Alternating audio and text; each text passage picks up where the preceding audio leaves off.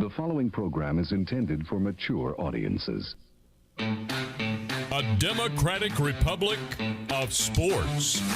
The Sportsocracy with ESPN Asheville hosts Tank Spencer and Jeremy Greene. What is up, party people? Hold on, I got to stop that. It makes it much harder to do this when we don't have the ancillary person. Because there's buttons over there that I only nominally know how to use. And today, there's an echo. There is an echo. Why is there an echo? Oh, I know why there's an echo. Let's try that. Maybe that'll get the echo to go away. Hey, much better. Look at that. See, this is why we have Tank. Because Tank does all these technical things that I don't know shit about. Welcome into the Sportsocracy run by me. Special guest Justin Parton filling in for Tank. Tank is with his children doing youth league football things. So we have Justin Parton here. We also have, and we're going to try this and see if it works. We also have armchair commentary, of which I don't know if he can see himself, but we have to align the cameras, which we did not do. And we also have to figure out how to hear him, which is that button. Can we hear you? He looked around himself, so I'm going to assume no. All right, I don't know why we can't hear you, but we can't. All right. Give me a minute on that. We'll figure that out as we go. Trying to do a lot of things here at one time. So, we have fantasy football things. We have all the things. I'm not going to lie to you. This is one of my favorite fantasy football days we've had in this season so far. And I would agree. And it's for one very specific reason, because I think everybody's on the wrong game. The right game to be on is not Kansas City and Dallas. And I firmly believe that. Feel free to fire away your fantasy questions in the comments. We're going to try to line up Armchair. I'm not sure why we can't hear him, but I'm going to try to figure that out as we go. Stephen Towse said give him a whiteboard and a marker. That's not a terrible idea, because I'm not real sure why I can't hear him. He's turned up. I'm going to work on that as we go along. As I've looked through ownership percentages and all the things in DFS today, it feels like everybody and their brother's going to be on Kansas City Dallas. Including me.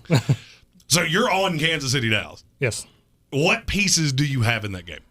I have Patrick Mahomes stacked with Tyreek Hill. And I don't hate that for the very simple fact of Dallas is not a good two-deep team, and that's how you have to play Kansas City or Tyreek Hill's going to kill you. Trayvon Diggs cannot hang with him. So if they try to go man coverage against Trayvon, he's going to eat them. Or if they try to go man with Trayvon against Tyreek Hill, he's going to eat them alive. And I have a funny feeling that's how that's going to go. Or they're going to double Tyreek Hill the entire game, which makes me like Travis Kelce more. I'm not saying don't have parts of that game, because I have parts of that game. I will give away my hammer, no doubt, DFS lineup at the end of the show. JT Money said Canadian COVID restrictions, no audio allowed out. We do have Armchair. I just can't figure out how to make you hear him. There's our. Oh, I still can't see him. We got to move him a little to the right. There he is. He's sliding into frame. And yet I still can't hear him. All right, we're going to figure that out. The part that I want of Dallas, Kansas City is very simple. It's Michael Gallup. Michael Gallup's too cheap to be running as the 2. I don't mind Dalton Schultz. I don't love the stack of Pat Mahomes, and let me tell you why. He's really, really expensive. Yeah. And I feel like there's another quarterback in another game that everybody's overlooking that is going to be every bit as good, if not better. And it's Joe Burrow. I feel like Joe Burrow, Raiders-Bengals is the shootout game of this slate that no one is talking about. And I cannot for the life of me figure out why. You have a full slate today. There's only 3 games that have over-unders of 50 or higher. And nobody's talking about either of the other 2. It's just all Kansas City. It's all Dallas. Let me tell you a little gambler secret that I learned long ago. When everybody's on one side of something, you should go the other way. Right. I'm not saying Kansas City Dallas is going to crap out on you. I mean, I like CeeDee Lamb. He's expensive. I like Dak Prescott. He's expensive. I want the cheap exposure to that game, which is Michael Gallup, which is Dalton Schultz, if you want to go that way at tight end, and it's Mecole Hardman. Right. Or Byron Pringle or whatever other ancillary piece of Kansas City. I am not super interested in Tyreek Hill today. You got me want to change mine now. Well, and there's the problem with going Kansas City Dallas is that it's going to be so chalky that I don't know that you can cash with it. I really don't. I don't think you can because if it goes well for everybody. Now, if it crashes and burns, you've got 40% of contests that are just dookie water. And here's what I can't get away from with Kansas City and Dallas. Have you looked at the weather? I have not. It's windy as a motherfucker. Because that's what happens in Kansas City. I could see that greatly affecting Dak Prescott, who's used to a dome. I don't love Dak Prescott in weather games anyway. Right. And that kind of takes me off CeeDee Lamb. Wouldn't it take you off Gallup, too, because of the deep ball? No, because I think Gallup can do the underneath things. That's why I'm on Dalton Schultz, because that's the easy completion. That's the easy everything. And I just don't think it's going to be – I don't think it's going to be that tough for Dallas or Kansas City to move the ball on each other.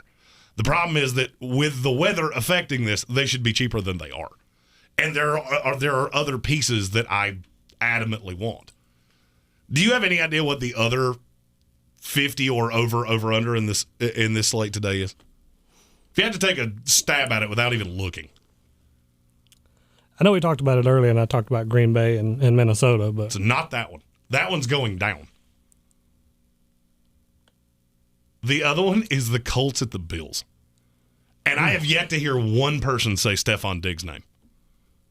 You want to talk about the greatest fade off Tyreek Hill and CeeDee Lamb that you've ever seen? It's Stephon Diggs. Because the Colts have absolutely no shot of shutting him down. Right. Somebody said there's something on my lens. It looks focused to me, but I also do like to move out of frame. These cameras are really finicky, and I like to move a lot. Just looking at, and I'm looking at DraftKings. We do DraftKings exclusively, and we'll let you know why reasonably soon. But just looking at DraftKings pricing, there's very little difference between Stephon Diggs and CeeDee Lamb and Tyreek Hill. He said I'm just blurry. I see me on my screen. I don't look blurry to me. The back of the monitor has a black dot. Is that the thing you're talking about? Because that's a joist to hang this monitor from. That's what I'm seeing, too. Yeah. I'm trying to figure out how to get Armchair in audio. What am I missing? You're plugged into that. Wait a minute. Hold on. You talk for a second. I got an idea. Oh. So I was looking at the Bills and the Colts game earlier, and the Bills have only given up one 100-yard rusher all year. And that was, of course, Derrick Henry. So I'm not sure what that means for the Bills or the Colts running game. I don't know if Jonathan Taylor is going to get going or not. I kind of like him in fantasy right now, but I would much rather have the Allen and the Diggs stack. I like Diggs. All right, let's test out Armchair here and see if we can hear him now. We're trying. A great pick. There it is. There he is. We got him. All right. Hold up. When Tank's not here, we don't have a production person, so it's me doing graphics and all the other things. So sorry that it's a little clunky. We got to make him bigger. There he is. All right, can we hear you now? I can hear you. There we go. There he is. There he is. Armchair Commentary, our favorite Canadan. I have figured out that I'm going to have to just bounce between the Canadan and Justin Parton. I mean, that makes sense. Slide over just a hair. You're slightly out of frame, and I can't move your frame around. So I guess you would be moving to your left. There it is. This way? Other way. Other way. And there he is. There we go. We have an armchair. We have a Canadan. Directions must be different in Canada. No, I can never figure out the mirror. That's the reason every time I go to point to Tank, I have to point to the wall. People said he's low. There's literally nothing I can do about that because Tank does that button. Let me see if I can adjust on my end. There we go. You seem to be getting louder. Better? That sounds better to me. There's only so many things I can do in the studio because they don't trust me with buttons.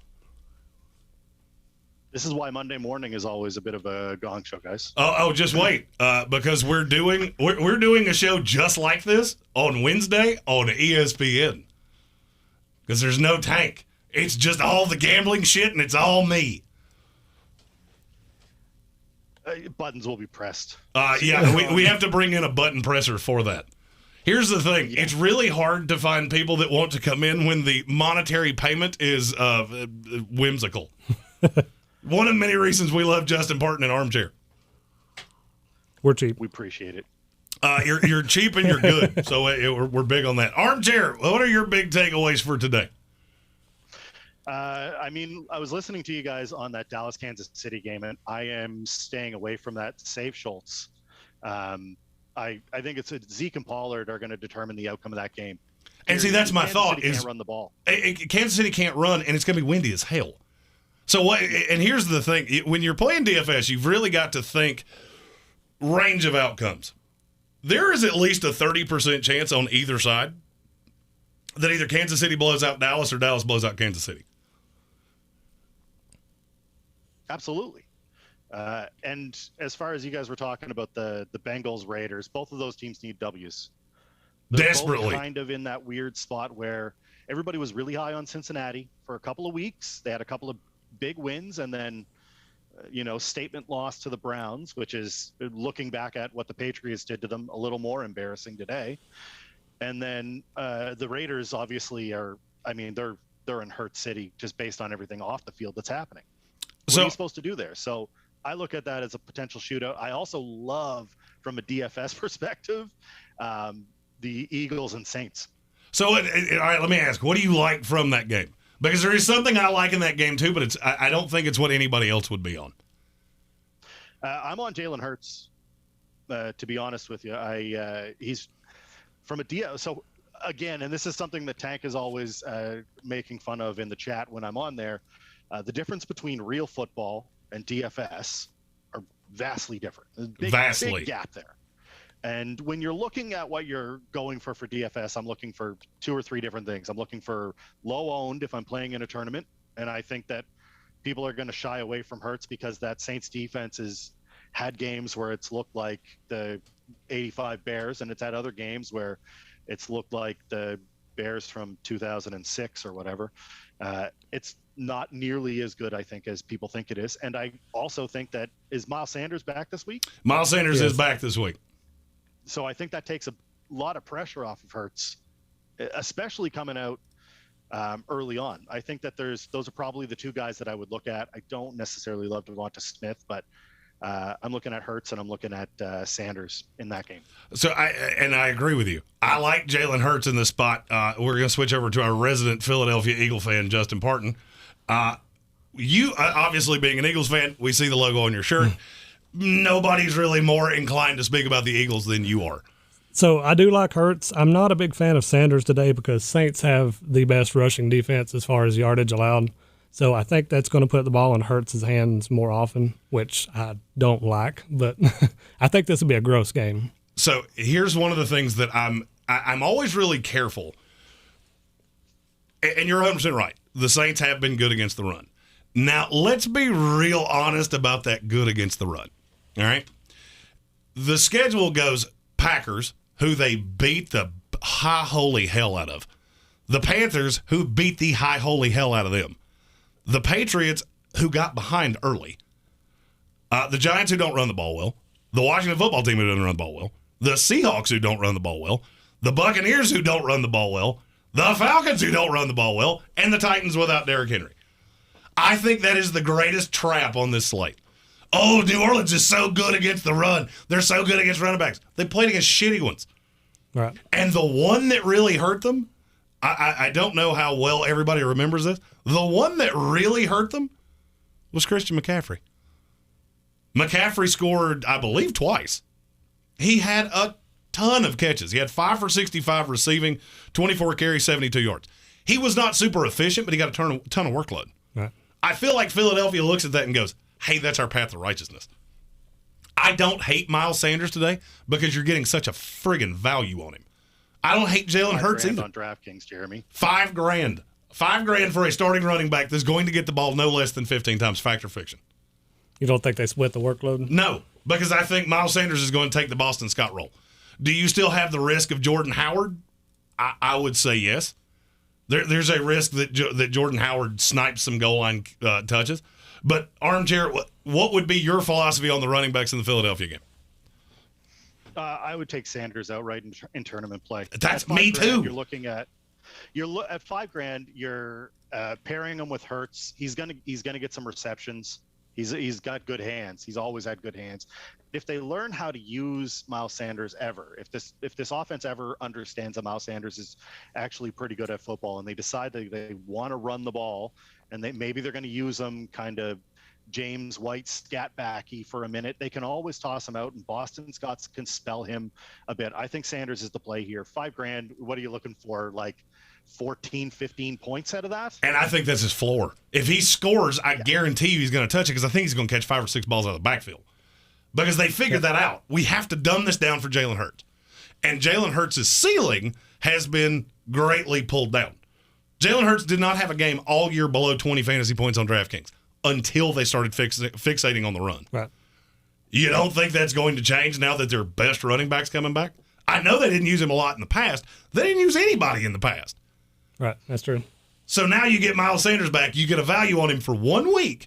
And does anybody want to take a stab at what Pro Football Focus has as his projected ownership today? 15%. You're in at 15. Armchair, what's your projection for Miles Sanders? 5%. You're both too high. It's 2. It's 2% on Miles Sanders. Wow. This could be the guy that breaks open the slate. Anytime you have a slate like this where everybody's on the same people, you have to find the one differentiator. And I am so glad Armchair brought this up because I think he could be that guy. Miles Sanders at Fact or Fiction has 20-point upside today. Yeah. It would blow you. Would it blow your mind if he had 20 points today? No. Assuming they stick to the game plan they've been using. And do you know who the other running backs in his tier are? Because there's one that we're going to talk about a lot here in a little bit. If you look at pricing on DraftKings, you go Miles Sanders, J.D. McKissick, Zach Moss, and Alex Collins. Those are the ones that are the same price. You go 100 up, it's Jeff Wilson. You go 100 down, it's Deontay Foreman. Who are the 2 highest owned running backs on the slate? Foreman and Wilson. Those 2. You want to find a differentiating high-end tournament play? Miles Sanders is probably my favorite one of the day. I don't think there's another running back I like more than Miles Sanders. And I do firmly believe he could have played last week if they could have gotten him off IR. They didn't feel like they needed to.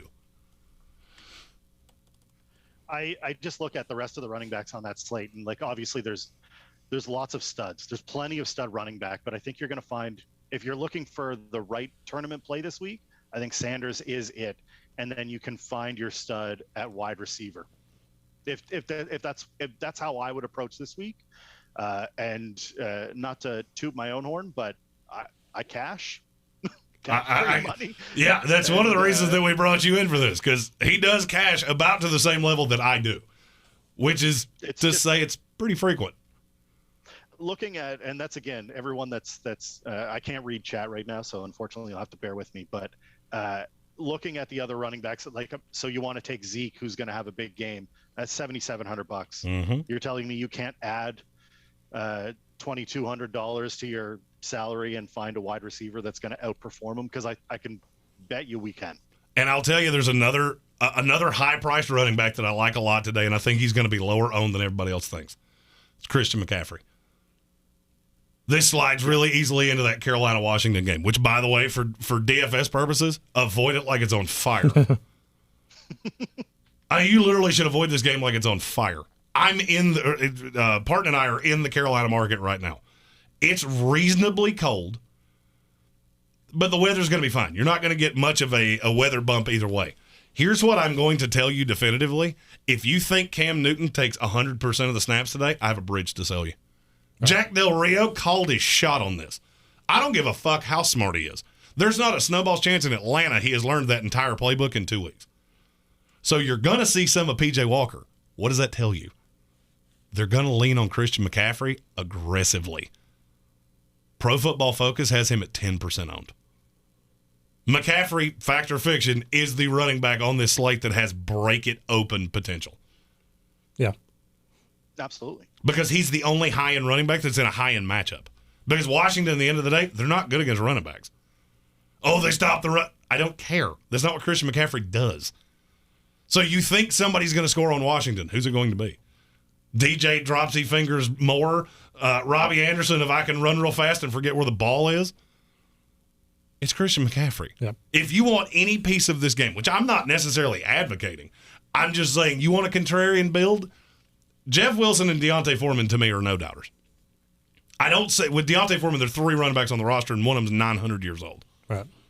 So you got Adrian Peterson that's 906 years old in a game that's going to be a blowout. So you think one of 3 things is going to happen. Because I believe we're universally on this is blowout. This has blowout city written all over it.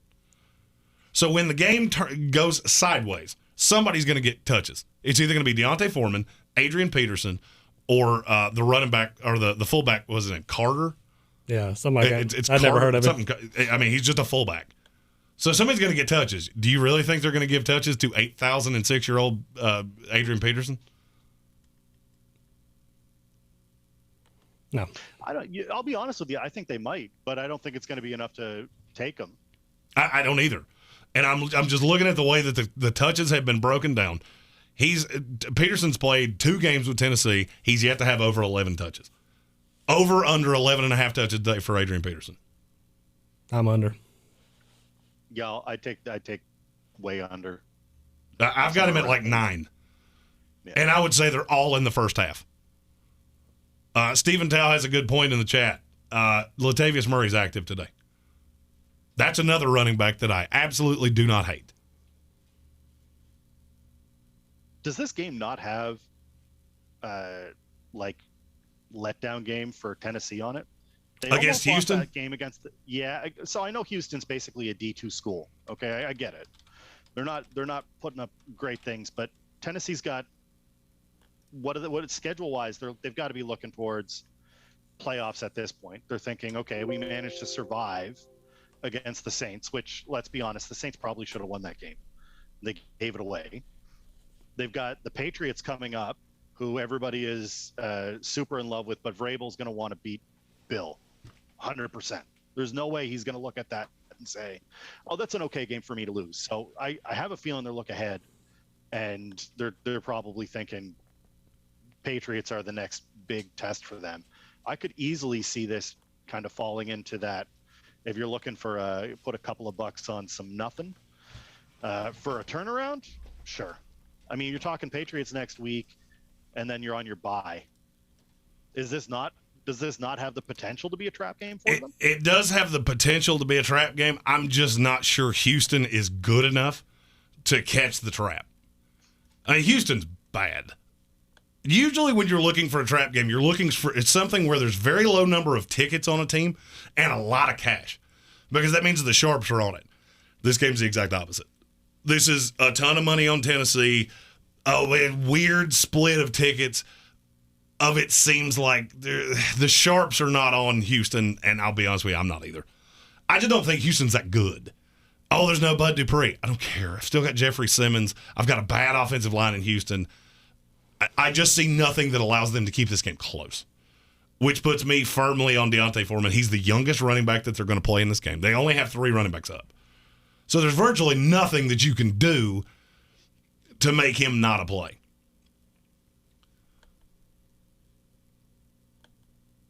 Yeah, I totally get it. I just look at it and I think, given the way the NFL season has gone, where we've seen teams like the Ravens fall to the Dolphins, we've seen so many just kind of wackadoodle results. Everything from like the Jags winning games at all. I know talent-wise that they're not there. I know they're not. They're not even close. I feel like this. It screams a little. It's going to be gross. I don't think it's going to be fun. I don't think it's going to be a huge score. It's probably like I don't know what's the over under on this, Jeremy. Tennessee Houston, the live over under is 44.5. It's gone down 2 full points. I might take the under on this, if I'm being honest. I think I'm going to take the under on this. I don't see how Houston's going to score. Oh, it's in Tennessee. This is a listless franchise that's just trying to play out the season. There is a trap game on this schedule, and it's one where we have a running back that we were just hinting at. I see Parton over here nodding. What is your trap game? I think it's the Ravens and the Bears. I don't know so much that that's going to be a trap game as it is just going to be, Tyler Huntley or depleted Lamar Jackson. I don't necessarily know that that's a trap. I think that's just this game it's sitting much differently than it was 2 days ago. Right. I'm looking at Baltimore and Chicago with, all right, let's say Lamar Jackson is 75% and he plays. Do you not kind of look at Chicago and go, those teams are pretty equivalent with 75% of Lamar Jackson, and the game's on the road. Baltimore hasn't been particularly good on the road. I kind of look at this and go, those two teams are pretty similar, and the line has gone down to a point that now I think the value is on Baltimore. Also, Brown's out, and I seen that sickness going through the locker room. Had Bateman sick, and Lamar has to take a duties. We need to get Lamar to a Hershey squirt place so he can feel better and carve up this Bears defense like he thought he was going to. There is a trap game for me, and it's San Francisco at Jacksonville. That game absolutely unequivocally screams trap to me. Am I the only one? Yeah, I'm not seeing that one. I don't think they've got any way of stopping Deebo Samuel. I don't disagree. Deebo's one of my favorite receiver plays of the day. But tell me, fact or fiction, there's a chance that this game stays closer. San Francisco, West Coast team coming east. How many times have we talked about this? That West Coast team coming east, this is always in a trap spot. Right. Now, let me tell you another little fun piece of information. 70% of the tickets are on San Francisco. So it's 70-30, your 2-1 tickets. What does the cash look like on this game? Is it split down the middle? It's a 50-50 split, which means there's a lot of sharps that are on Jacksonville +7. And I'm going to be honest with you, I'm one of them. And the question is, what does that then do? I love Deebo Samuel. I think Jeff Wilson's a damn near must play because I don't know how Jacksonville's going to stop him. Right. But one of the things that you have to mentally think about is, what is his ceiling of touches? Stephen Tao said Lamar is officially out, so we will have Tyler Huntley. And before anybody asks me this question, no, Tyler Huntley is not a DFS play.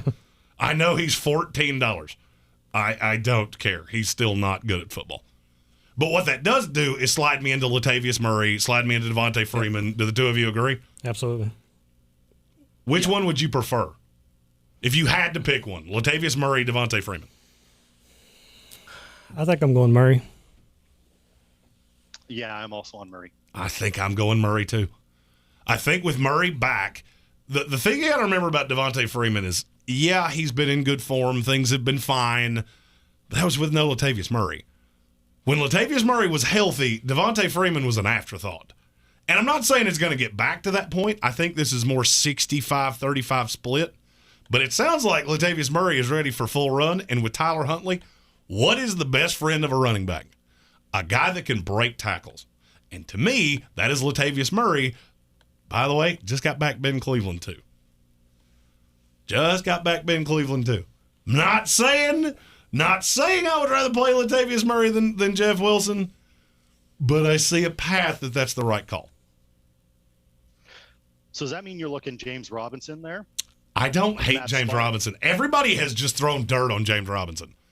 He's the cheapest RB1 you can get on this slate. Without a doubt, he is the cheapest RB1 you can get on the slate. I mean, he's in the tier of Aaron Jones, who's not playing, A.J. Dillon, who we'll get to in a little bit. James Conner, who's had one really good game all year. And I'm getting James Conner I'm getting James Robinson who gets, what's the worst case scenario here? I mean, he got hurt in the Seattle game. He had 6 touches in that. You take that game away, he hasn't been below 19 other than last week where he wasn't full go. I think he's full go this week, and I think they can keep this game close. Yeah, if they keep it close. Go ahead, Armchair. I just said he's been getting better as the year's gone on. I mean, we're talking 18 carries. So 18 against the Bengals, 18 against the Titans, 17 against the Dolphins, and then he got hurt. So he only had the 4, and then he had 12 against the Colts, week 10. Yeah. I mean, short of them getting blown out, James Robinson's guaranteed 16, 18, 20 touches. A running back getting receptions. Yeah, I mean, a running back that's got that level of upside in a game that I personally think is going to stay closer than people think. I'm not saying I think Jacksonville's going to win this game. I'm saying I think in the middle of the third quarter, this is not 31-3. Because if it is, then now I'm off James Robinson. This game's close in the fourth quarter. How they keep it close? There's only one outcome here. There's not a receiver that I think they have a great mismatch with San Francisco. If this game stays close, it stays close on the back of James Robinson. Would you play Dan Arnold? I never mind Dan Arnold. You know, I love Dan Arnold, and so does Trevor Lawrence. And for whatever reason, so does Urban Meyer. So he's just going to continuously get targets. He's going to be a high-end, and tight end's just gross. I mean, short of you're willing to pay up for George Kittle or Darren Waller, I mean, Dalton Schultz is going to be the highest owned on the slate, and I think he should be. But if you want to get contrarian at tight end, there are a couple that I don't mind. Dan Arnold is one of them. If I was getting, I'm just looking at ownership percentages here to figure out if there's one where I can get a big advantage on the field. Tight end's one of those places I like getting an advantage on the field because it doesn't take me away from, it keeps me from being chalky, but it also doesn't take me away from the guy that's going to break the slate, and if I don't have him, I'm fucked. If I was looking at one today, there's one I want to know what his ownership percentage is supposed to be. What's Gesicki's ownership That's percentage, exactly Jeremy? who I was looking for. Because the Jets, Gesicki's going to be about 8% owned. I think I could find a way that I'm on that. Do you? Yeah, look at his targets last week, and he had probably the worst week of his career last week, where he was targeted, I think, 6 or 7 times, and he had not a single reception. And that's gonna kill you. But I think that'll turn people away from Gesicki, which is why you're looking at 8% ownership in a game where he is going to be targeted. I would take over 7. I would too. I mean, because you got to look at the receiving targets for Miami. All right, you've got no Devontae Parker. You have no Will Fuller. So you've got Albert Wilson, who's going to play out of the slot. The Jets are not terrible against the slot. I mean, they've had Michael Carter. Michael Carter is 4th in the NFL in snaps played without allowing a touchdown. He's going to play predominantly in the slot. So that takes me off Albert Wilson. So now am I on Mac Hollins or Isaiah Ford? Jalen Waddle's going to draw Bryce Hall. Who can Bryce Hall stick with him? No, but they're going to put a safety over the top to keep him from hitting him deep. And so you put a safety over the top on Waddle. What does that tell me is going to be just the home run play of the day? Mike Gesicki. And I think eight's high on his ownership percentage, if I'm being really honest. Last week will turn a lot of people off. Recent form is one of the biggest things. People are going to look at that box score and go, oh, he had 7 targets last week in what was supposed to be a plus matchup, and he didn't catch a ball. Fuck him, and they're going to fade to Dalton Schultz. Yeah, and I think you're going to see some I know you hate him. Dawson Knox is probably going to get some play.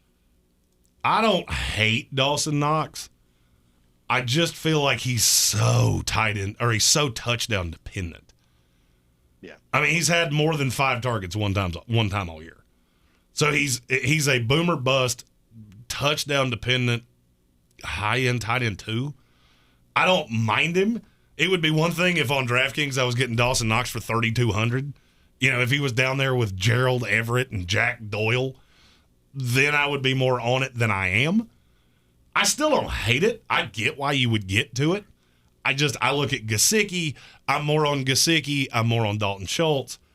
And then to me, there's also a tact of maybe I just go big at tight end and say, fuck the field. You're going to have Dalton Schultz at 10. I could have Travis Kelce at 30.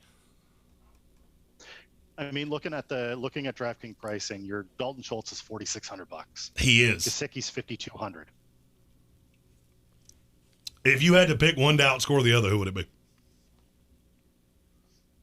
Oh, probably Gesicki. Only I'm because right there with you. the run game in Dallas is going to have a larger part to play than I think. I mean, look, Schultz is going to get some play, obviously. He probably get as much play as Dallas Goedert. I like Schultz and Gesicki better than Dallas Goedert. Yeah. Goddard fresh off the gigantic contract extension. Yeah, and honestly, I like the play. I like to pair. If I'm going to go Gesicki with Hurts, and I'm not going to lay out my whole lineup here because I still need to beat you jabronis, but Hurts, and if I'm playing Sanders as well with Gesicki, I've left myself a ton of cash on the table to pay up for a different RB1 if I wanted to, or I could go, like you said, Diggs, who's going to be lower owned against that Colts. I might even snake out Donovan Peoples-Jones, although I'm not sure. I'll tell you another piece of this Jets Dolphins game, and I think you should have one of these two.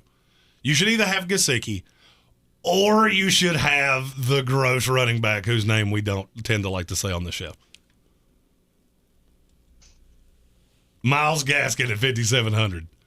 I won't do it. But saying that reaction right there is why I'm so on Myles Gaskin, because I think that's what everybody's going to do. They're going to look at him at 5,700 and go, I can have Jelfen Wilson at 51. I can have Dante Foreman at 49. I can have there's another Miles Sanders at 5,000. Why would I pay $600 more for Myles Gaskin?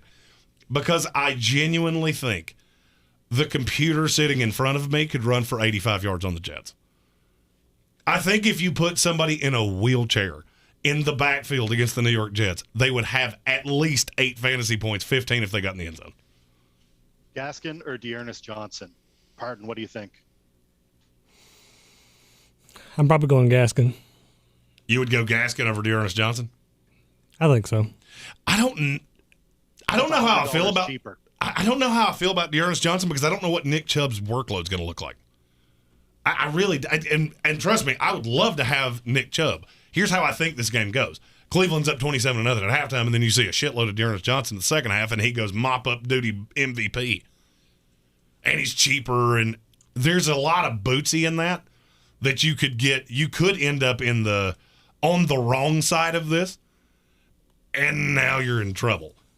Myles Gaskin, to me, there is no path where he doesn't score 15 points. There is also no path that he does not get in the end zone to me. All right, let me ask you a question. Same game. Would you rather have Michael Carter or Myles Gaskin? Michael Carter. I'm saying Michael Carter. And I think I'm going to disagree with you. Joe Flacco, not notorious for being checked down Charlie. And look, the same slight I have with Cam Newton, and I almost called Cam Newton Peyton Manning. Jesus, Jehovah God Almighty, I need either more coffee or something. The same drawback I have with Cam Newton is the same drawback I have with Joe Flacco. How much of the playbook could he actually have? I know Flacco. I know Joe Douglas is comfortable with him. It's not the same coaching staff. It's not the same playbook. So you can look at that two ways. You can either look at it as that makes me like Michael Carter more, or it makes me like Michael Carter less. Because guys, especially when they don't know the playbook, they tend to revert to what they know. Well, what he knows is not checking down the running backs. I have Myles Gaskin ahead of Michael Carter. I have Myles Gaskin as a top 15 running back play today. Yeah, I was looking at some stats earlier. The Dolphins blitz 39% of the time against an older Joe Flacco. So you don't think that they'll try to give it to Carter to kind of help him out? They could. See, here's the problem. With running backs, I never like playing a running back that I'm completely dependent on what he's going to do in the passing game. And that's where I'm at with Carter. I don't think they're going to be able to run a greasy peg up a cat's ass because they're going to make Flacco beat them. This is a guy that doesn't know the playbook. Michael Carter is the best player on the offense. Elijah Moore and Corey Davis are 2 and 3. Right. Well, they're going to draw Xavier Howard and I don't know that I like anything in the passing game for the Jets. So it makes it hard for me to like Michael Carter. I don't hate him. I understand how you would get there. For me, at damn near the same price point, I could have Myles Gaskin, who to me is much higher floor, maybe not as high of a ceiling, but I think he has a much safer floor. Maybe I'm just trying to make a case for the Jets because I need the Dolphins to lose. I totally understand that. I would thoroughly love for the Jets to win this game, and we're not going to because we suck a lot. Jeremy Whiteside in the chat is asking if we could go Wentz. Sorry, I just lost it here. Jimmy G. Wentz or Jimmy G? Because Kyler is out. Where are you leaning? I'm going to go Jimmy Garoppolo, but not confidently. Oh, God. Nate F. asked in the chat as well. You've probably already answered this. We have not. Are you taking Bateman out of your lineups without Lamar? Yes. Because Tyler Huntley just scares the piss out of me. I could see them running a glorified veer against Chicago. All right, I want to see what you two say on this. Parton, you first. Set the number of running back touches for Baltimore today. Let's say they run 60 plays. I'm going at least 40. You're damn close to what my number is. Armchair? Yeah, I'm probably 35. I would have set it at 38 and a half. If I was setting a line on it, I'd say 38 and a half, and I'd probably go over. I like Latavius Murray. I like Devontae Freeman. I don't hate Mark Andrews, but I'm not running out to do it. Of all the high-priced tight ends, he's the one that I'm just going, no, I don't think I'm going to do that. No Hollywood Brown. If Lamar was playing, I'd be all over Bateman. With Tyler Huntley, I can't get to it, personally. Guys, feel free to fire your questions in the chat now that Armchair can see it. I'm controlling a lot of buttons over here, so I have not been willfully ignoring you. Although, I do think this is going reasonably well. I think so. I'm on a delay, so I can see the chat, but so it might be delayed getting the answers or the questions asked. But Nate Jeremy, F. when you look at that, hold on, I got to answer the follow up here. Nate F. asked, so Emmanuel Sanders over him in the flex? Yes, I would have Emmanuel Sanders over Rashad Bateman today. Yeah, I don't love him, but I don't hate him either. That's a nice cheap way of getting into that game. That's not a bad way at all. It's really not. That's one that I could easily see that being something that I'm not totally against. Miles Sanders is officially active. Excellent news. Yep. Cardinals and Seahawks might be the DFS trap game. Not the actual football trap game, but the DFS trap game, in my opinion. And that's because I'm looking at this and I'm going, yeah, there's going to be a lot of Cardinal scoring and there's not going to be a lot of Seahawks. And I don't know if it's going to be either of them, if I'm being completely honest. Have you seen what happened to this over-under since it debuted? No. It started at 50.5. Where do you think it is right now? 46.5. 45.5. It's gone through the floor with Colt McCoy because the defense is going to be good enough to slow down Russell Wilson. And I don't think you're going to see a ton of Cardinals scoring. This is one of those that I look at a lot like last week. Last week it was 17-0 Packers beat the Seahawks. I could easily see this being 17-6. No DeAndre Hopkins, most likely no Kyler Murray. You got Colt McCoy throwing to Rondale Moore or Christian Kirk. By the way, I like Christian Kirk today. If you're playing any piece of this game, for me, it's Christian Kirk. Does that make James Conner a play? No. Yes. No. Not a fun one. JT Money asked Jeff Wilson, Jr., Tony Pollard, full PPR. You first. It's close. It is close. I'm going Wilson. I'm going Wilson. Not comfortably. I like Pollard as a showtime. I'm going to go full hands here. Yeah. If you're losing in your league and you need a W, play Pollard as a contrarian pick because I don't think that you're going to he's got an opportunity to bust. If this game goes the way that I think it is, which is Zeke for 2, Pollard for 3, Zeke for 2, Pollard for 2, I think it's going to be a lot. I think you're going to see a lot of they're probably looking at 17 touches apiece minimum. The one thing that would scare me a little bit off of Pollard, in any game that has stayed reasonably close, he has yet to have over 13 touches in a game. That would be the differentiating factor to me with Jeff Wilson. Here's the other thing I will say with Jeff Wilson. We didn't talk about this when we were talking directly about this game. First of all, who the fuck cares? About Trey Sermon. Stop asking me that question because the San Francisco 49ers don't care about him. I don't care about him. He is behind Elijah Mitchell and Jeff Wilson. He may be behind Ricky Waters and Garrison Hurst at this point. That's how far down the San Francisco 49er depth chart Trey Sermon is. That literally an act of God, the rapture would have to happen, and all of the running backs on this team be lifted into the sky and leave their shoes on the field for Trey Sermon to get more than 5 touches in this game. I have been asked more Trey Sermon questions than I can shake a stick at, and I cannot for the life of me figure out why. I love Jeff Wilson in this game. That's it. Jonathan Welch asked said in the comments, Collins, Lockett, Russ. I'm going to assume you're asking for me to rank those. I would have Lockett a very super mind-bogglingly distant 3. Russ would be my 2. I don't mind Alex Collins solely because anytime you start trying to sell me on Rashad Penny's going to have a bigger workload. Okay. That's kind of like when you're and not my current wife. My current wife never do this because she's wonderful. But when your wife looks at you and says, she unlocks her phone, you're like, hey, who are all those people?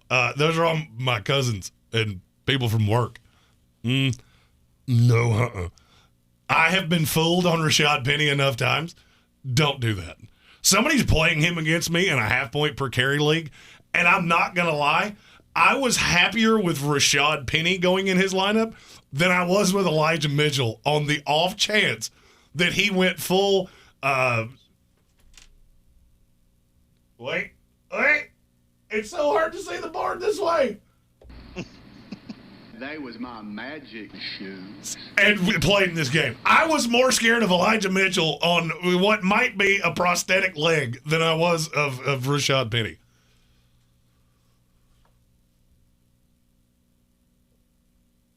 I don't love anything Seattle in this game. Do you, Armchair? No. I mean, I could get to Alex Collins, but there's so many running backs in that same tier that I would rather have. Yeah, there's a lot of value available before I would be resorting to Alex Collins. Lockett should be on any other team. If you have Tyler Lockett, he's going to get the receptions. But for whatever reason, whether it's Russ's finger, he's been rushed back, whether it's the coverage that he's getting because DK is a head case, whatever's going on, he's not getting anywhere near the targets that he should be. So I'm terrified of it. And I am too. I've had to convince people that it's okay to not play Russ. Right now, it's okay. It is okay because I think there's something legitimately wrong with Russ. Stephen Tao asked in the comments, speaking of Penny, pop quiz, what is Penny's last name on the Big Bang Theory? It is Penny. Because once you've had fat, you never go back. It's not sports, so I don't know. Yeah, she's. I like Kaylee Cuoco a lot, like a whole mess a lot. Rob Johnson asked in the comments, Justin Fields or Daniel Jones? I have to stream a quarterback if Murray's out. This is a very popular question because Daniel Jones has somehow fallen through the cracks in damn near every fantasy league. I have a definitive side on this. We're going to go around the room. We'll start with Justin Parton. Justin Fields, your namesake, or Daniel Jones? It's close, but I think I'm going Fields. You're going Fields. Armchair. Danny Dimes. Ooh, that means I get to be the tiebreaker. I don't like Daniel Jones in primetime. I don't like the Giants hardly at all. And I feel like Tyler Huntley's going to put Justin Fields in some advantageous position, so I'm going to go Fields. I would go. The only reason I'm on Jones over Fields ever. Because Justin Fields is bad at NFL football. That's, you can give yourself a ding for that one, most definitely. He has no touch on the ball whatsoever. Daniel Jones is a goal line threat every single week. That's a good point. And for whatever, he is the only person on that team not named Saquon Barkley that can get the ball in the end zone. They're not good. The Giants aren't good. As a dynasty owner of Daniel Jones, who got him for nothing, I needed a quarterback, and I was late in the draft, and I said, you know what, I'll take the rookie Daniel Jones, see what happens. And he's done reasonably well. He's scored about as well as Derek Carr. And that's sad for Derek Carr. It is. But it's great for Daniel Jones. Especially as somebody that's very on Derek Carr today. He's going to run the ball. Daniel Jones always runs the ball, and like, it wouldn't surprise me to see him with 60 yards and a rushing touchdown in this game. And I know that sounds ridiculous because of who they're playing. And I get that. I get that you're looking at it and you're going, Tampa's lost 2 in a row and they got to come out and they got to do this. I don't trust that defense. The secondary doesn't scare me, but the second he hits one over the middle pass and they get burned, they're going to back up a little bit and they're going to start playing Tampa too, so he doesn't beat them deep. The man who can't be named for Brian's sake active? Kadarius Toney, the last need that they needed. I do believe Kadarius Toney's going to play in this game. Yeah, Tony's active. Shepard is still a bunch of bones, but he'll probably play. Shepard's out. Saquon's playing. Shepard's out? Yeah, okay. Shepard's out. Saquon is playing. Okay, so when Saquon plays, Daniel Jones is not afraid to check down either. So this is my hard sell on Daniel Jones. Also, I don't trust Justin Fields as far as he can throw the football, which is pretty far. I don't trust Justin Fields as far as I could literally throw him. But I do like him today just a little bit. Just a little bit. I don't hate him on just throwing this out there. If you're wanting a contrarian play today, Justin Fields is okay. You could do worse. He's 5,700. You could do worse than Justin Fields. Had 29 against San Francisco a couple weeks ago. Just throwing it out there. Had 8 or more rushing attempts in every game the last 3 weeks. And you can't play Daniel Jones on the main DFS slate. So I'm just saying, I'm not telling you to run out and roster Justin Fields. I'm just saying if you get to that, you go, what the fuck am I doing? Just don't pull it back. And as far as quarterbacks goes, he's probably it's again, real life football versus DFS. This is kind of where I fall in on the Jalen Hurts thing. No offense, Eagles fan, Justin Pardon. But I don't like Hurts as a long-term NFL solution. No, I don't think anybody does. Fantasy solution. I love it. Yeah, Philadelphia looks at their quarterback room and goes, I'm broke as shit and I don't mind saying it. Yeah, it's not good. You look around and go, I wonder what that guy with the mustache can do. Gardner Mustachio Minshew. Is there a game we haven't talked about?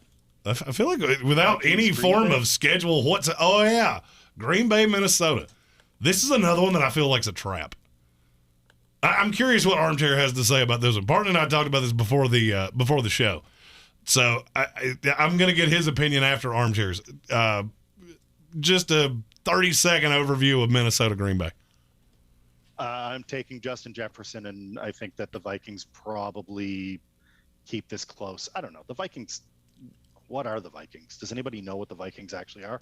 I don't think they do. The Vikings are the frumpy girl from high school that you're like, God, I probably should have been nicer to her because when she's like a couple years from now, she's going to find herself in college and she's just going to be a smoke show and I'm going to run into her at the mall and I'm going to be like, oh, shit, I could have done things there. I'm not saying that directly happened to me, but I'm also not saying it didn't happen to me either. I don't mind Minnesota, and I think this game's going to stay close. I have one big takeaway, though. I don't think this game's going to score as high as everybody else thinks that it will. Where would you put this in the shootouts of this week? I don't know if I'd call it a shootout. That's where I'm at. It's certainly behind Dallas, Kansas City. 45, Jeremy. Yeah. I mean, the number has gone down all week long. And so it's at 47.5 now. I would put it, and see, I am too, because I would put it behind Indianapolis, Buffalo. I would put it behind Cincinnati, Vegas. I would put it behind Dallas, Kansas City. Then you're getting into that gross tier of, okay, it's 4, but do I feel good about any of the games outside of the top 3? In a week where basically everybody's giving you the free play on the board, which is Raiders-Bengals, because they're staying the fuck away from it, why? Like, what are you feeling super good about? Patrick Peterson's going to be on Devontae Adams. I'm not saying he's going to shut him down. I'm just saying this is not as plus a matchup as it would have been a week ago. A.J. Dillon, you're not getting a break on him number-wise. He's priced ahead of Josh Jacobs. Do you know definitively he's going to get 16-plus touches in this game? No. And see, that's where I'm at. No running back for Green Bay gets the full workload. So you're telling me Aaron Jones, who's without a doubt the better running back, never gets the full workload. He goes away, and now A.J. Dillon's somehow going to have 25 touches in this game? I don't buy it. Parton had a take on Minnesota Green Bay. What are your feelings on this game?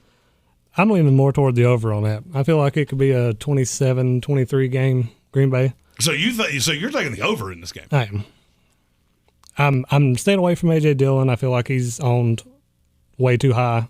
I wouldn't mind Cook if the Vikings can keep it close. I don't mind Dalvin Cook, but Cook and A.J. Dillon are why I'm kind of off this game. I think this clock's going to run more than people think. I don't hate Aaron Rodgers with no Danielle Hunter. They're going to eat Minnesota's lunchbox defensively. I think Green Bay's going to win this game.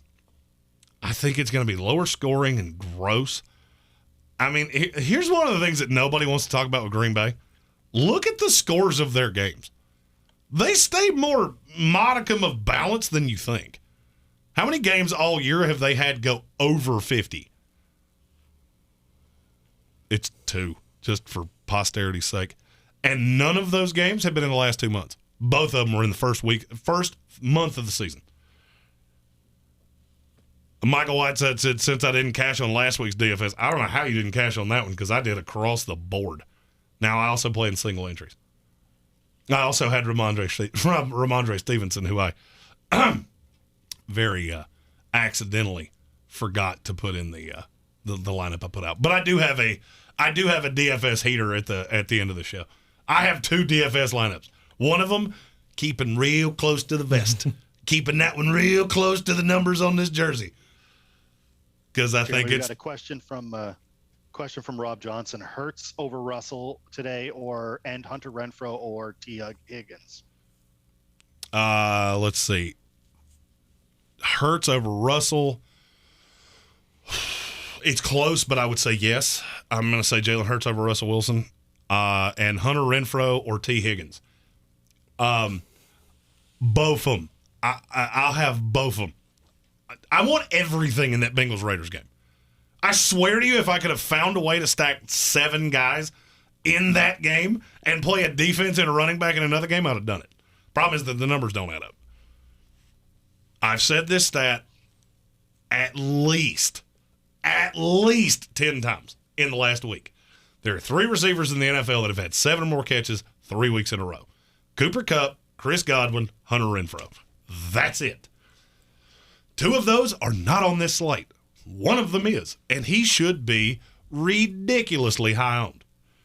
Because all he has to do is get in the end zone to completely pay off his value. Now, is he going to be 10% owned? Yeah. He'll be a moderately owned player on the slate, but I like him. T. Higgins, I think, will be higher owned because he's the cheaper. T. Higgins is the cheaper than Jamar Chase side into this game. It's $5,400. I also have one great big problem with T. Higgins. He's so inconsistent. They either force feed him the ball or they don't give him the ball at all. So and I shouldn't say at all. He's either 5 targets, 6 targets, or he's 10, 15 that he had against Baltimore. And those 15 targets, what did he turn it into? 7 for 62. Hasn't had a touchdown since the 2nd week of the season. But that being said, I'm all over T. Higgins today because I do think he's going to get in the end zone today. You just look at how that game lays out. You're going to have, let me pull up my my receiver cornerback matchup chart for today. While you're pulling that up, Jeremy, pardon, who you got, Carr over Herbert, or are you going the other way? That's from Stephen Tao. I think I'm going Herbert on that one. Pittsburgh's just missing way too many defensive players today. God, that's I'm always close. torn because I feel like Derek Carr is better than he gets an opportunity to prove himself, but they keep deciding that they're not going to throw to Darren Waller for whatever reason. They're not giving him the targets. So I don't quite get it. I think that Carr is probably my safety blanket this week. But Herbert needs a bounce back. He's had a couple of bad weeks. God, I don't know. I hate this question. I hate this question because I don't know.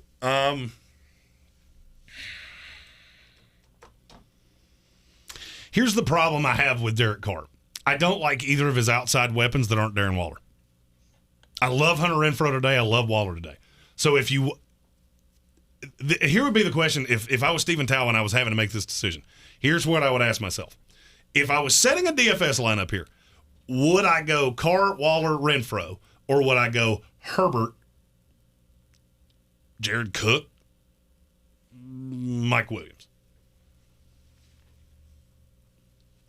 And for me, I was hoping when I said that out loud it would give me a better answer than I had. When you said it out loud, it gave me a better answer. I actually like Carr, if that's the case. See, that's I like Renfrow. I'll tell you why. I like Renfrow. I like Renfrow's target share. If we're being completely honest, I like the opportunity he has. Third and Renfrow is a real thing, and that's kind of where I am when I look at it. Is I go Carr. When you say it out loud, if you're running a stack on DFS, I like Carr. Also like Renfrow because of the value. Yeah, I love Renfrow. There's another question in chat, though. Eric Miller asked, I need a flex between Pittman, Pollard, and Corey Davis. Well, fuck my cats. Very rarely do people ask questions in the chat, and I just go, boo. I don't know that I have a good answer for you. If I had to pick one of those, holy Jehovah.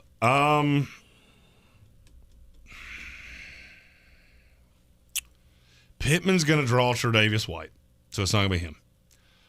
Pollard, you have to believe in a very, very specific game script for it to be him.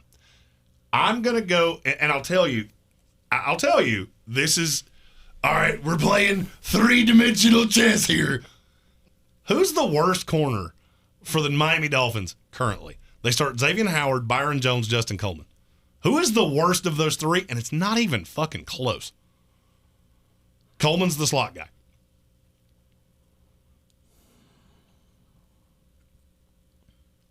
Yeah, that's probably where I'd lean. It's not Xavier Howard. No, it's Byron Jones by a lot. Yeah. And guess who Byron Jones is going to be on? Corey motherfucking Davis. I'm not saying I love him in this game because I don't know exactly what he's going to look like with Flacco. I hate Michael Pittman this week. Hate him because that is the one straw that stirs that drink that allows Jonathan Taylor to just eat them alive.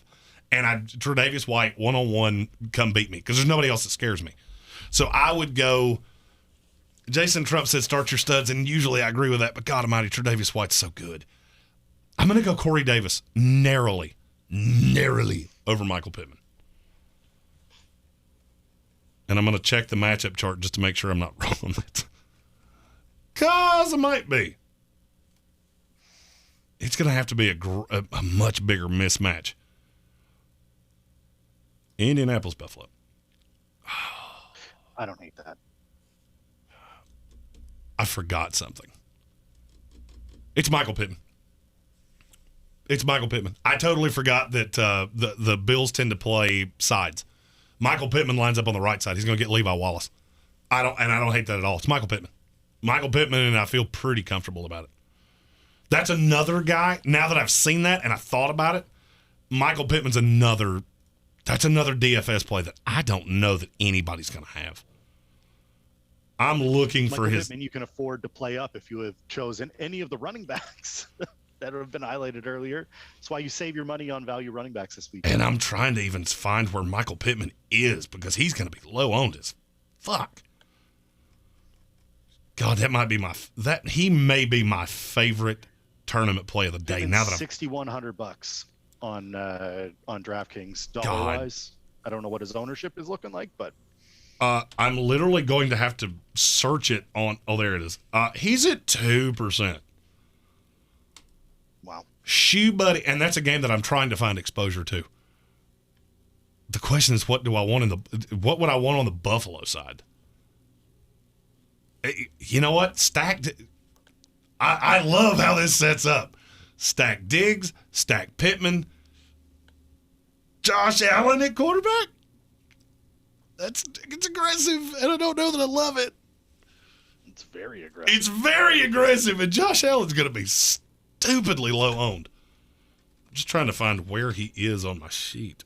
No, he's not going to be as low owned as you think. No, you know what? I'm going to do. You two, I never get to say this because usually it's just me and Tank. You two talk amongst yourselves, and I'm going to try to work something out real fast. I really don't mind the Allen and Diggs stack. A game that you're looking at this week where you're like, everybody is way off. Like no one is looking at this and absolutely should be looking at this game for a DFS play.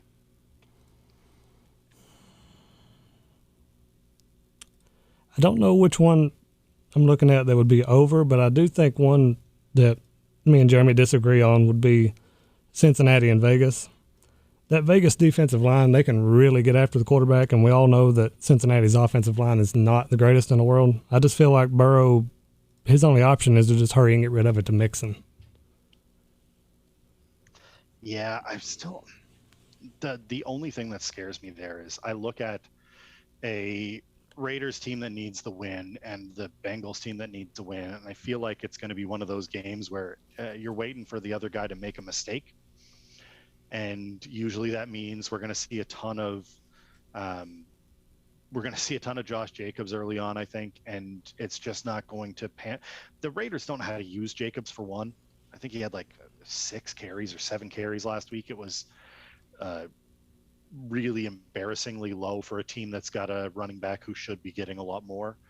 I don't see it as a solid move for me, at least. I can totally see it. I am going to put for those that are in the Hall of Reprehensibles, I am going to put my DFS weekly tournament in the Discord. If anybody's up for joining, it's $1, and just if you want to, feel free to join.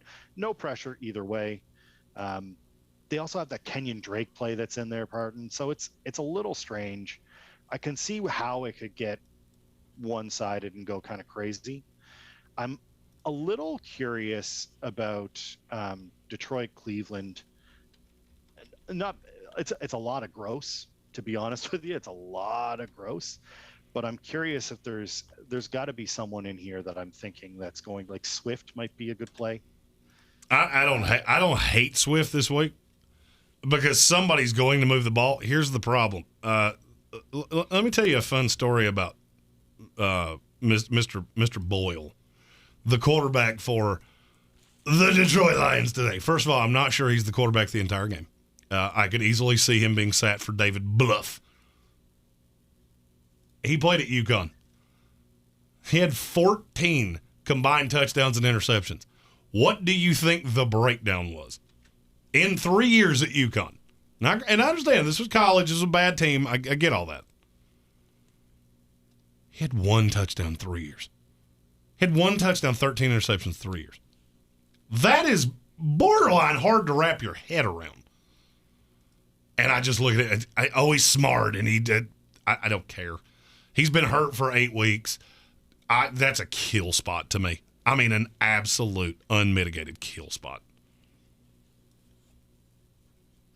Rob Johnson asked in chat, Michael Pittman over DJ Moore, and it's yes. Easily for me. I don't think Cam Newton gets every snap in this game like people think he does. I think you're going to see more of P.J. Walker than people want to believe. And I firmly believe it. Jack Del Rio basically called out Carolina. Like, don't try to sell me on he knows this playbook the way that that you're trying to sell me he does in a week, because I don't buy it. And guess what? I don't either. What I was working on here was I don't hate this in the least. So this is not the official DFS lineup for the day, but I don't hate it either. This is with the Stephon Diggs, Michael Pittman stack that I hadn't been planning on. But you go Joe Burrow, you stack him with Uzomah and Jamar Chase. Miles Sanders and Dante Foreman as your running backs. The Stephon Diggs, Michael Pittman, same game stack. Hunter Renfrow on the other side of that Raiders stack, and then the Panthers defense. That is an interesting little fun contrarian lineup that could it bust like hell? Yep. Could it win you a tournament? Yeah, that has tournament winning upside right there. That's 4 receivers that have 25 or higher point upside. And they're all in bad matchups today. In that they're way better than whoever's defending them. JT Money said in the comments, smash the like for the guest host today. I do have to say thank both of you for filling in on very short notice. And Armchair for helping us figure out Zoom calls, which somehow in 2 years we had never figured out. And I did it in 35 minutes this morning because I overslept. I don't hate that at all. I don't hate that in the least. Yeah, the more I think about it, the more I kind of like the Burrow Uzomah stack. God, the more I look at that, the more I'm like, good God, I want to play it everywhere.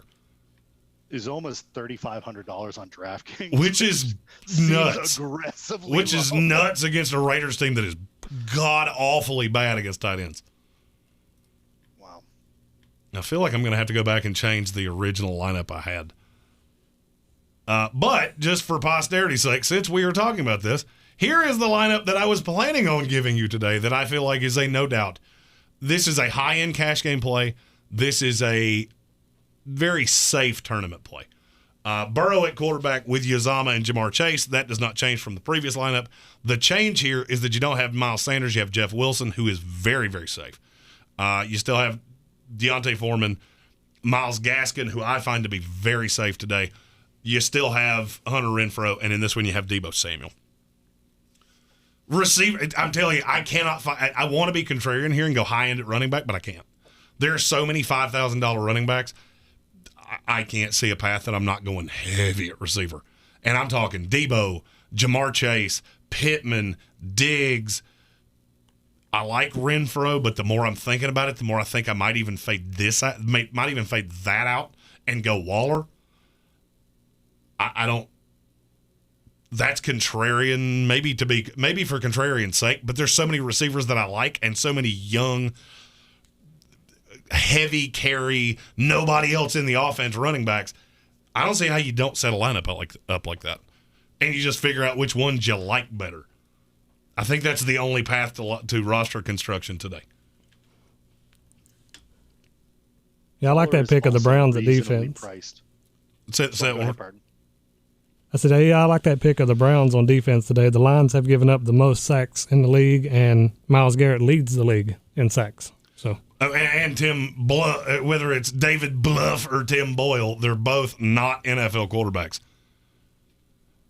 Jonathan Welch said that lineup is acidic on the eyes. Yeah, here's the thing: it's going to cash though.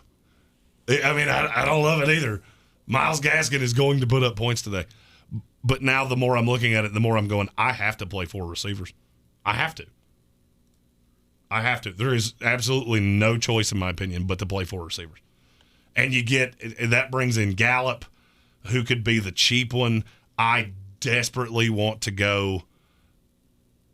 Oh, God. There's so many different ways to go roster construction today. I mean, there's 100 different ways you could go, and I would be fine with all. Stephon Diggs and Michael Pittman is the one that I'm just. The more I look at it, the drunker on it I get. And maybe go Carr. I'm going to have to take down the Panthers. You go Browns. That leaves me 6,700 in the flex. God, why is there nobody there that I want? Well, look, if you go, this is just my dickering around with it because everybody needs a good dicker. Bingo. Joe Burrow at quarterback, Foreman and Wilson running back, Diggs, Pittman, Debo, Uzoma, Gaskin at the flex, and the football team on defense. The football team on defense is an aggressive strategy. Just remember, the more Cam Newton they use, the more Ron Rivera knows what's coming because nobody knows Cam Newton better than Ron Rivera does.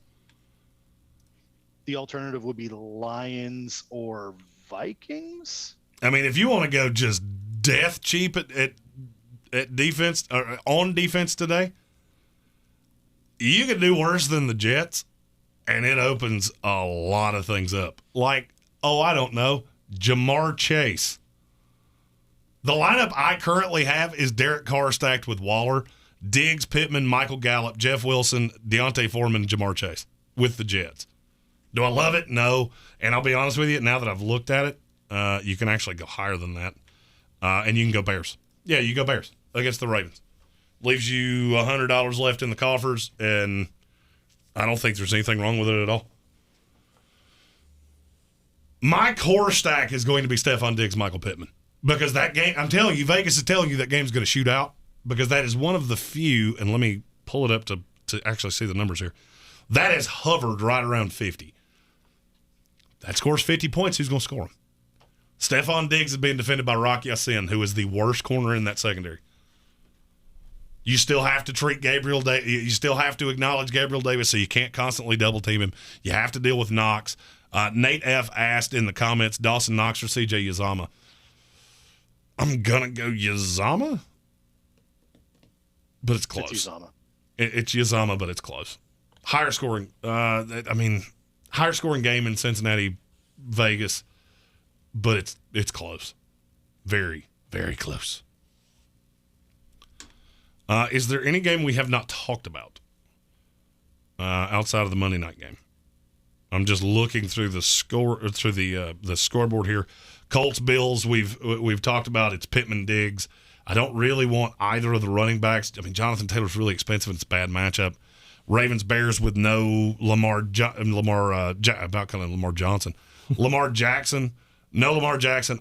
I mean, I like the running backs. Out on the receivers. For the Bears, I think David Montgomery could be a sneak play today because he has high-end upside, and I could see them being ahead. I don't hate Justin Fields. I like the Browns' defense. I don't like much else in that game. Titans, Texans, A.J. Brown's going to eat the Texans alive. And I think they use this as a game to get him on track. Like Deontay Foreman, Vikings, Packers, we've discussed. Saints, Eagles, Washington. Yeah, I think we've talked about every game except the Sunday night game. And the main reason is because you can't play it in DraftKings, but we still need to touch on it anyway. Pittsburgh Steelers at the L.A. Chargers. Do either of you have a definitive lean on this game? I'm going Chargers. I'm Chargers only because I think that they're more desperate at this point. They are. The Steelers are okay. I mean, this is there are two games in the AFC today: the Raiders and the Bengals, and the Chargers and the Steelers. I think the losers of these two games, you can probably start planning your golf outings for the middle of January, because with as much parity as there is in the AFC, you wind up behind the 8 ball. Now you lose the head-to-head with these teams. These are two vitally important games. And here's the thing that you have to be careful with the Chargers. Oh, it's in L.A. Pittsburgh Steelers fans travel like nobody's fucking business. The loss last week to Minnesota, the thing about L.A. is a front-runner town. They cheer. Look at the USC-UCLA game yesterday. All right, Dorian Thompson-Robinson is literally signing hats in the crowd. Why? Because UCLA is good and USC is not.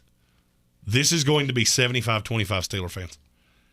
There are a few games this week that I go, you know what, I got this wrong, and I think I got this Steelers game wrong. I do. I think I'm leaning Steelers here, and I'm doing it aggressively. Allie Highsmith. Sorry, I was going to say name a game this year at SoFi where the home team has had the bigger crowd. I don't know that I can. It's going to be a glorified road game. Najee Harris aggressively, though. I do. Oh, Najee Harris. Good Lord have mercy. He is going to eat their fucking lunchbox today. Nate F. asked in the comments, do you like Tua at all for DFS today or no? I'm not going to say that I don't because I do think he could have a good game. Here's the problem. I'm looking at the pricing going, I'm just not getting that big of a break. I mean, he's 5,500. I could have Justin Fields for 57. I can have Derek Carr for 59. And who do you stack him with? A Gesicki? That's the only one I've got.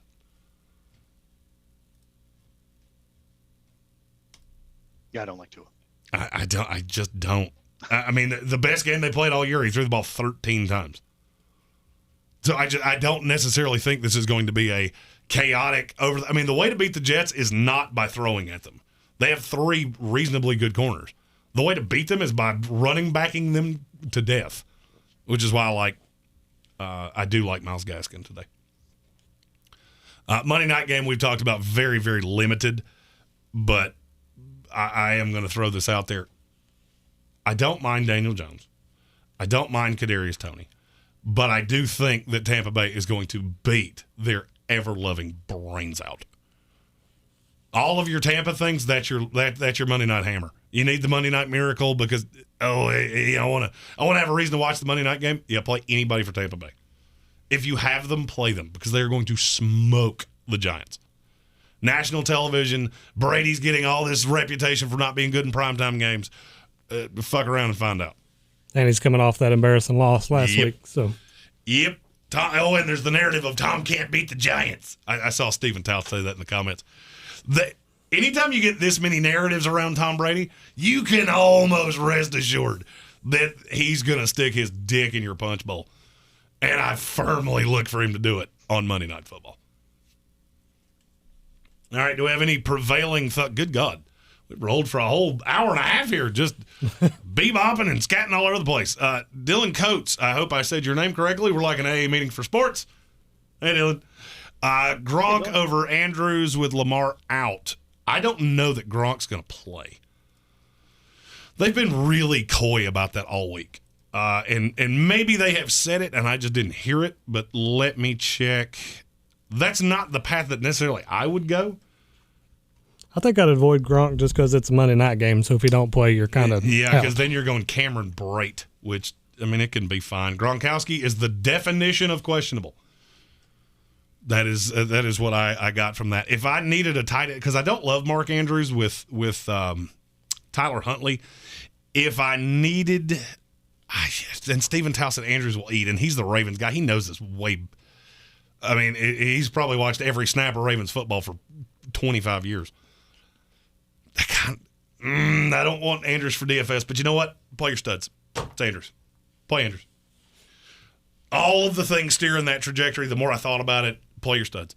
There are so few stud tight ends in the league because you're going to be chasing points with anybody else. So let's say you take Andrews out. I mean, what's going to be the let me look at my tight end rankings for the week. Week 11 rankings. Go. Jesus Christ. You know, we have 4 internet connections in this room. You would think that it would go. Sorry. While you're looking that up, I'm going to ask pardon because I'm usually in chat, and while this has been excellent, I don't get to ask my fantasy questions. Indeed. So I've got right now I've got Elijah Moore and Josh Jacobs as my potential for flex. Who am I starting? I'll let Parton go first while you're looking that up, Jeremy. I'm going Jacobs just because I don't trust Flacco. If Flacco's in the question, he's the wrong answer. Unless you're playing in a suicide league where the most points wins, or where the most points loses, I mean, then Joe Flacco would be a call. Who are the others? I didn't hear them. Jacobs or Elijah Moore. I also have Miles Sanders kind of sitting on the bench, and debating playing him. I have Zeke and flex currently, Najee Harris at running back 1, and I played Damian Harris hoping for a little more, but he's already out, so I only have three flex spots left. Jacobs, Elliott, Sanders, Elijah Moore. I also have Freiermuth, who I'm not fond on this week with the news on Ben. So, yeah, I'm not high on Mr. Freiermuth this week either. I've got it tight end 13. Dylan asked in the comments about tight ends. If you could get to Dan Arnold, that's probably the extent of what I would be willing to sit Andrews for. And you have to be in with me that you think this is a trap game for San Francisco, because that's the only way that's going to work out. Dalton Schultz, if somehow you get your hands on him. But other than that, I would just fire Mark Andrews. As to your question, Miles Sanders is my number 1 on that list. Sanders would be my 1. Josh Jacobs would be my 2. Elijah Moore would be my 3, I think. Rob Johnson asked in the chat, does Michael Carter's stock go down with Flacco? Yes. Because Flacco's not a check down Charlie. I'm telling you. You know whose stock goes way up with Joe Flacco? Elijah fucking Moore. But why are they doing this? You always have to ask your question. Ask yourself the question, why is the team doing this? Look at the Jets that are going to play. You're not trying to develop Jamison Crowder or Corey Davis. There's only one weapon here that you would be theoretically trying to develop. I mean, you could argue Michael Carter, but I don't really know how much Joe Flacco is going to help that. If anything, I could argue that it hurts it. Who he does help is Elijah Moore. The problem is, for me at least, Elijah Moore is going to play predominantly in the slot. Justin Coleman is one of the best slot corners in the league. And they're going to blitz the fuck out of Joe Flacco. So I'm going to say Carter's stock goes down, but I don't think it's drastically. If you play out the why are they doing this? To develop the young guys. Develop the line, try to get everything situated for when Zach Wilson can return. All right, does anybody else have any questions in the comments? Do you guys have any final thoughts? We'll go full Jerry Springer here. I'll start with you, Armchair. Yeah, I mean, I don't have any more questions. I'm set on questions. Thank you for having me on. I appreciate it. Thank you for you and Parton both for filling in. Very short notice. Tank told me he was going to be here 2 weeks ago, and then he said it Friday, and I went, you never told me that. Yeah, I did. Well, fuck. The DFS contest is posted in the Discord for the Hall of Reprehensibles, if I can ever speak right. It's my Canadanese getting in the way there. If anybody wants to join, it's a $1 entry, just a little fun. If you're not, no pressure. It's just, just for dicking around. So come on in. Big fan of dicking around. Justin Parton. I'm really excited to see this Cowboys-Chiefs game. I'm sure it being the Cowboys, it's going to be on TV. It normally makes me mad when Cowboys are on TV and they just put them on there because they're America's team. America's shitbird team. But this time I think they got it right. That's going to be a fun game. I think the 4 o'clock slate is way better than the 1 o'clock slate. To me, here's the metric of how you should be setting your DFS lineups going into this day. If you're looking at, usually I love having 1 o'clock slates and then, a couple guys in that 4 o'clock, and I can get up in the contest and then I hang on for dear life, and I've got, very narrow things to look at in the 4 o'clock window. Today, you do it backwards. I think you want a couple guys in the 1 o'clock slate. I really like Pittman. I really like Diggs. There are a slew of running backs that I like early, but I need access to the hammers. I want Cincinnati, Vegas. I want a lot of that game. I want to be overweight on that game to the field. I will probably be underweight on Dallas and Kansas City to the field. I do still want Gallup. I do still want Dalton Schultz. I'm probably staying away from Mahomes and Tyreek Hill and Dak Prescott and CeeDee Lamb. I know they can have good games. It's just going to be so chalky. Anytime the chalk is this chalky, one of them's going to shit in your punch bowl. And if you're on the right side, because I feel like Michael Pittman and Stephon Diggs are safer than the two of them because the weather in Buffalo is surprisingly enough not bad today. Nate F. asked real fast, Devontae Smith for DFS. I don't hate it, but I think you can do better. In the same price tier, I'm looking Hunter Renfrow. I'm looking because Devontae Smith is 6,400. I mean, I don't hate it. But, I mean, the kids had, in the last, 5 weeks, 66394. That's his targets. It's just, yeah, he tends to score a lot, but he scored 3 times in 2 weeks, which pushes his price up, which makes him less of a value to me. If I'm in that tier, I would rather go Renfro, Christian Kirk, T. Higgins, Emmanuel Sanders, and now you're getting into 6,100 is Pittman. Pittman. Pittman's the right answer. Yeah. If you don't already have him in your lineup and you're looking at Devontae Smith, Michael Pittman's the right answer. So I believe that is all of the questions. We have managed to do 90 minutes of DFS fantasy football talk, and the conversation kept flowing. This worked out way better than I planned on it working. Mainly, I had no fear of the two of you. I had fear of me adding a new set of buttons to the already large number of buttons that I previously had, which made me, a little nervous. But we'll go around the board here. I want to thank David Smith. You can find him on all the social medias. He is Armchair Commentary. He is our hockey analyst. He is also a DFS guru that can come in here and talk shit with me about DFS. Does great work. Thank you so much, Armchair, for joining us, and we will see you soon with hockey content. He has hockey content going out if it will ever stop crashing my computer. Every time I load it into my computer, it shuts it down, and I don't know why that is, and I don't have another engineer. But thank you, Armchair. Great job today. And Justin Parton in studio with me. Also a great job. Whoop, that's the wrong camera. There it is. Sorry. These buttons are really small on the screen. Justin Parton, you can find him on Twitter at JPBR2012.